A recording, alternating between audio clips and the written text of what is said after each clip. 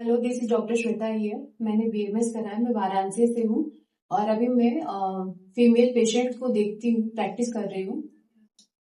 Doctor, जैसे अभी आपने संध्या रमन का कोर्स ज्वाइन किया, तो आपका मेन थीसिस का टॉपिक क्या था? थीसिस का मेरा topic male and female infertility. Okay, infertility के ऊपर आप काम कर रहे हैं। सो जब पेशेंट कपल हमारे पास फर्स्ट आता है तो उसमें क्या क्या फाइंडिंग्स हम देखते हैं इनफर्टिलिटी के पेशेंट्स में?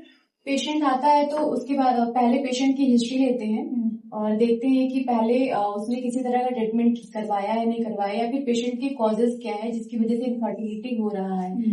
फीमेल में देखते हैं कि कहीं डिसमेनोरिया तो नहीं है या एमेन्योरिया तो नहीं है, या फिर उसका टेस्ट वगैरह करवाते हैं, देखते हैं सिस्ट वगैरह की कोई प्रॉब्लम तो नहीं है।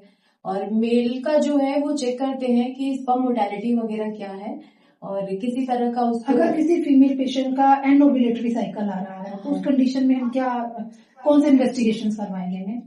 एनओव्यूलेटरी फाइंडिंग्स आ रहा है तो पेशेंट को पहले अल्ट्रासाउंड वगैरह कराएंगे। एचएसजी भी पेशेंट को करा सकते हैं और उसके बाद जो है डायग्नोज करेंगे, उसके बाद उसका ट्रीटमेंट शुरू करेंगे। क्या लाइन ऑफ ट्रीटमेंट किस तरह से हम प्लान करके जाते हैं? जैसे कि अगर पेशेंट का पीसीओडी का कंडीशन है तो उसको पीरियड्स आ ही नहीं रहे हैं, उस कंडीशन में हम क्या करेंगे?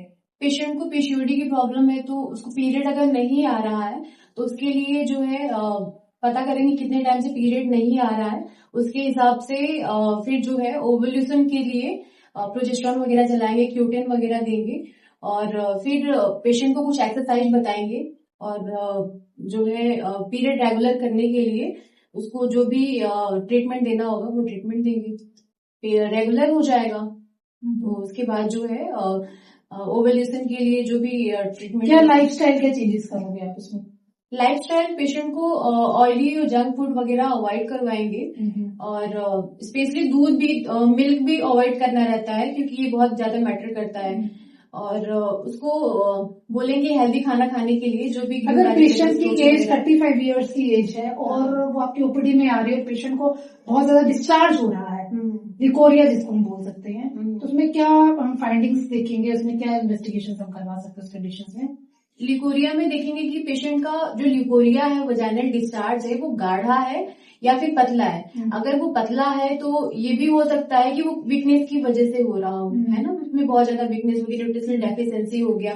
और अगर गाढ़ा है वजाइनल डिस्चार्ज तो इन्फेक्शन की वजह से रहता है। अगर सर्विसाइटिस उसके यूएसजी में कहीं आता है तो फिर क्या लाइन ऑफ ट्रीटमेंट किस तरफ जाएंगे हम सर्विसाइटिस में? सर्विसाइटिस वगैरह हो गया तो सर्विसाइटिस के लिए हम फ्लुकोनाजोल वगैरह दे देंगे, क्लिंडामाइसिन दे देंगे, ऑगमेंटिन दे देंगे, एंटीबायोटिक्स हाइजीन लेवल वगैरह मेंटेन करने के लिए हम वॉश देंगे उसको, भी वॉश वगैरह, और उसको बताएंगे क्या क्या आपको खाना है, क्या नहीं खाना है। तो ऐसे करके सर्विसाइटिस को भी कंट्रोल किया जा सकता है। कुछ एंटीबायोटिक और फिर जो है अगर जैसे हमें किसी पेशेंट को एंटीबायोटिक्स नहीं देनी है तो आयुर्वेद में बहुत सारी ऐसी चीजें हैं जिसको हम पेशेंट को रिकमेंड करते हैं, जिसमें पुष्पानक चूर्ण है, प्रद्रांतक लोह है। इन चीजों को हम रिकमेंड करके पेशेंट्स की इन्फेक्शियस कंडीशंस को मेन कवर कर सकते हैं। फर्स्ट ऑफ ऑल, जैसे सर्विसाइटिस की कंडीशन में जो गाइडलाइन रहती है आपके पेशेंट को, यही है कि हाइजीन को मेंटेन करना है। फर्स्ट गाइडलाइन इज हाइजीन को मेंटेन। ठीक है।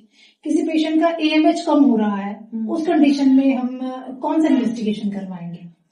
Further patient comes to you और डायरेक्ट वो बोलता है कि मेरा मैडम किसी डॉक्टर ने मुझे बोला कि आपका एएमएच कम है, आप कंसीव नहीं कर पा रहे हो, तो फिर फर्दर आप क्या उसके लिए प्लान? यूएसजी वगैरह करवाएंगे, एचएसजी करवा के देखेंगे कि यूएसजी में क्या है, मतलब वो एएमएच उसमें दिखेगा कि क्या मतलब एएमएच कम है या फिर कैसा, क्या सीबीसी वगैरह भी करवाएंगे।